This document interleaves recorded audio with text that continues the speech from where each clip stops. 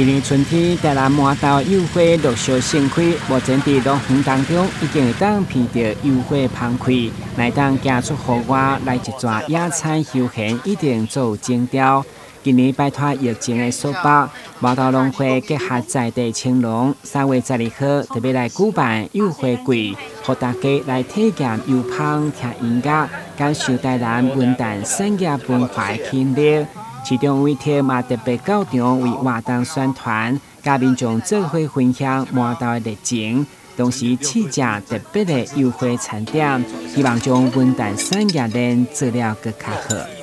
麻豆柚花节可以说是非常厉害的哈，因为大家看到柚花实在真的很香，那能够把文旦节的这个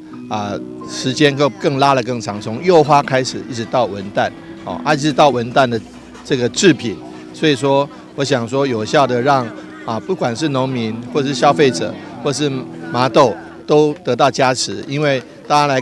来不管是参加路跑，或是经过柚花园，或是这个来在柚子树下徜徉在柚子树下之间，然后吃着文旦，然后喝着柚香咖啡，然后这个看着文旦的制品，它都非常适合，所以欢迎大家来到麻豆柚花节。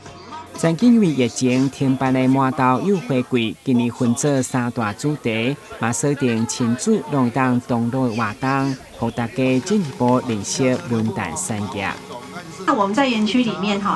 除了有做文旦产业导览，还有蜂蜜生态导览，还有割草车驾训班，像拄咱市长独眼龙安尼开的，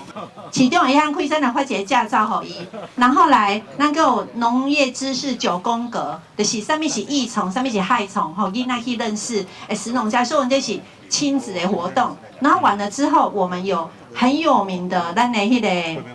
福尔摩沙之音的铜锣音乐会，我相信你应该在这个麦谈过铜锣，它那个很厉害，节铜锣就散布在园区的每一个地方，伊就安尼敲响出咱的乐器来。麻豆柚花季除了分享文旦产业，其中由新农林所推动的工业募款，买进卖力第8档，要互活动除了丰富更加添爱心。今日新闻本集采访报道。